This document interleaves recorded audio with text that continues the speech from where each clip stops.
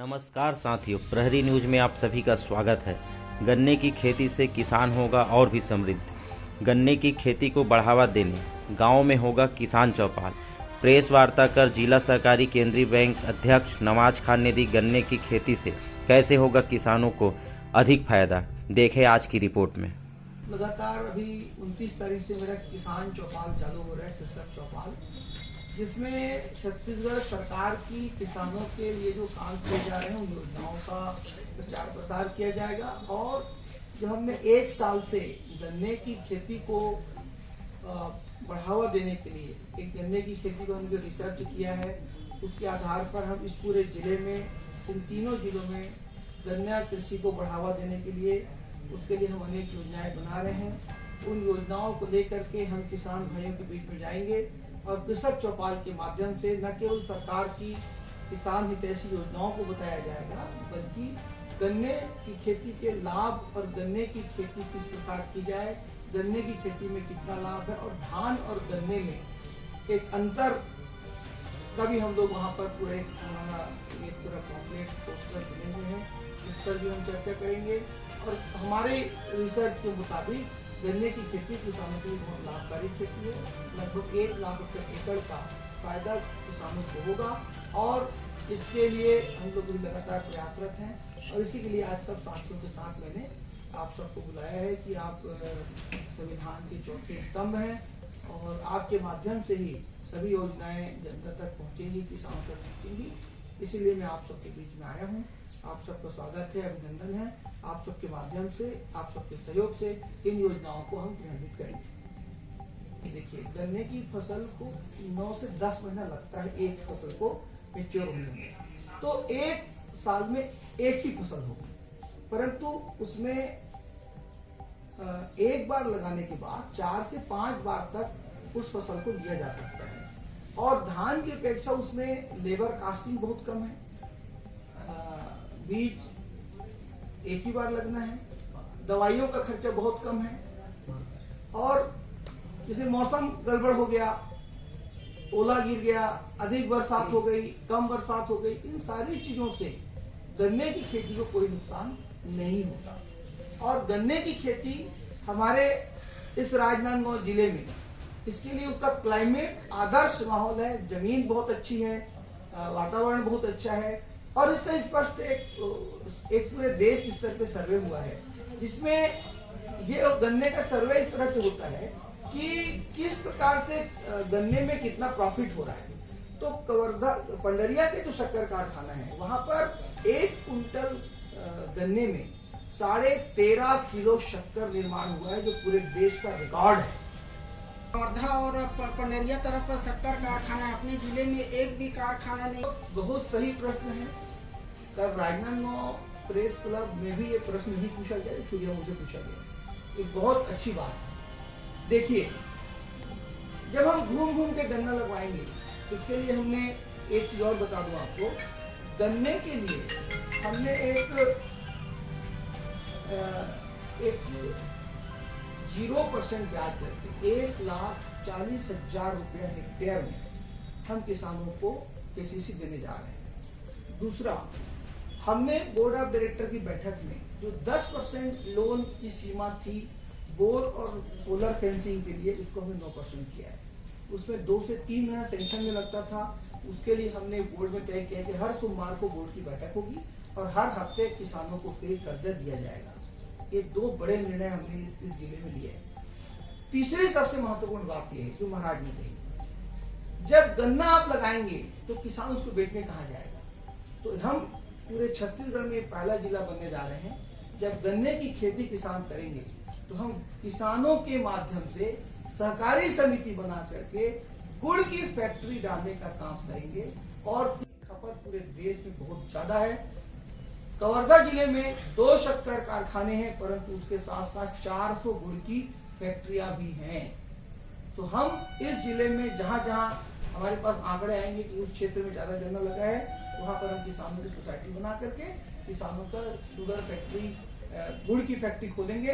और जब अधिक मात्रा में गन्ना पैदा होने लगेगा, तो निश्चित रूप से छत्तीसगढ़ के मुख्यमंत्री माननीय भूपेश बघेल जी, से आग्रह करेंगे कि इस जिले में भी शुगर फैक्ट्री खोला जाए। शुगर फैक्ट्री खुलने से हजारों लोगों को रोजगार मिलेगा, व्यवसाय बढ़ेगा और निश्चित रूप से इस शुगर फैक्ट्री खुलने से बहुत बड़ी इकोनॉमी उस क्षेत्र की बढ़ेगी।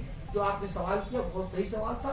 2 चरण में हम उसको पूरा करेंगे। प्राथमिक तौर पे हम गुड़ की फैक्ट्री लगाएंगे। हमारी कोशिश होगी कि गुड़ की फैक्ट्री किसानों की हो, परंतु तो प्राइवेट आदमी भी लगाना चाहे उसका निष्पादन। इसलिए धान को हम 4 महीना 3 महीने तक पूरा इतने पानी में डुबो कर रखते हैं ताकि जमीन न सूखे।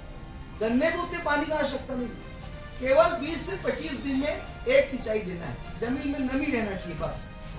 और केवल दिसंबर, जनवरी, फरवरी, मार्च, अप्रैल, मई, जून 5 से 6 महीने ही पानी की आवश्यकता है। इसके बाद तो नेचुरल बरसात शुरू हो जाती है, तो 4 महीना बरसात में गन्ने को पानी देने की जरूरत बिल्कुल नहीं पड़ती, बल्कि हमको मुंही पार पूरा खोल के रखना पड़ता है ताकि उसमें पानी भरे नहीं।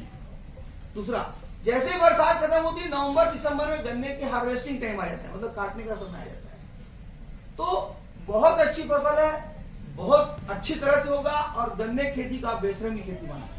गन्ना मरता नहीं। अध्यक्ष महोदय, केसीसी में जो आपने 1 हेक्टेयर की बात करी, 1 हेक्टेयर में लगभग 2.5 एकड़ होता है और जो केसीसी लोन की बात है, तो इसमें बाध्यता तो नहीं है कि 1 हेक्टेयर रहेगा तभी उनको केसीसी में? नहीं, जितनी आपकी जमीन होगी, आपकी 50 डिसमिल रहेगी, आपके खसरे में गन्ना लिखा रहेगा, उस मान से आपको पैसा मिलेगा। आप एक जितना किसान बोना चाहेगा उस हिसाब से आपको उसका फायदा उसमें मतलब लिमिट अपने को नहीं है किसानों के पास। ये एक आंकड़ा है, हाँ, उतना मिलेगा। हाँ, 50 डिसमिल में उतना मिलेगा, 75 डिसमिल उतना मिलेगा, 1 एकड़ उतना मिलेगा। अभी शुरुआती सीजन में कितने किसानों ने गन्ना अभी खेती के लिए? अभी तो कृषक चौपाल चालू हो रहा है, अभी रजिस्ट्रेशन होगा सोसाइटियों में, फिर उन्हीं सोसाइटियों से किसानों को बीज उपलब्ध होगा।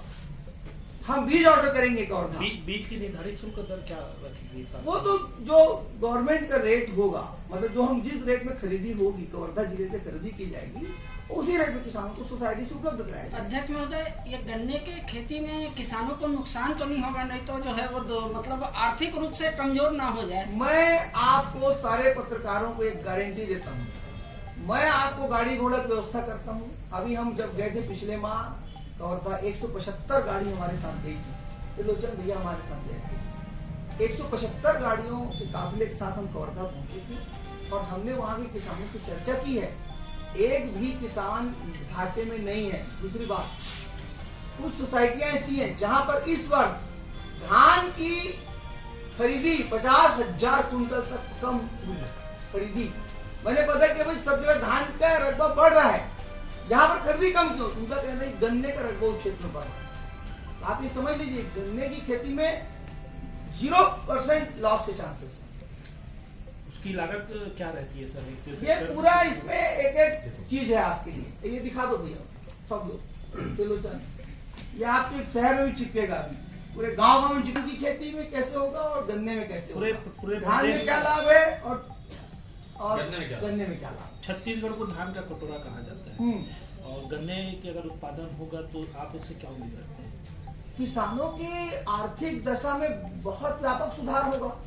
आज पूरे छत्तीसगढ़ में सबसे अधिक अगर किसान कहीं का खुशहाल है तो वो कवर्धा जिले का किसान खुशहाल है। उसका कारण केवल गन्ने की खेती। और मुझे लगता है कि हम सबको अध्ययन करना चाहिए। आप लोग भी एक बार कवर्धा होके आइए और किसानों से बात करिए। हम वहाँ के किसानों को भी अपने किसान चौपाल में बुलाने वाले हैं, यहाँ पर भी जो वहाँ के एक्सपर्ट है, जो बहुत लंबे लंबे 30-40 एकड़ में गन्ने की खेती कर, उनको बुलाएंगे, हम अपने किसानों के साथ मिलवाएंगे उनको। कई बार ऐसा देखा गया है कि बोरनदेव जो कवर्धा का शक्कर का कारखाना है, वहाँ पे उनको जो मूल्य नहीं मिल पाता था, इसके कारण लंबी गाड़ी खड़ी रहती है। नहीं, आपकी जानकारी गलत है।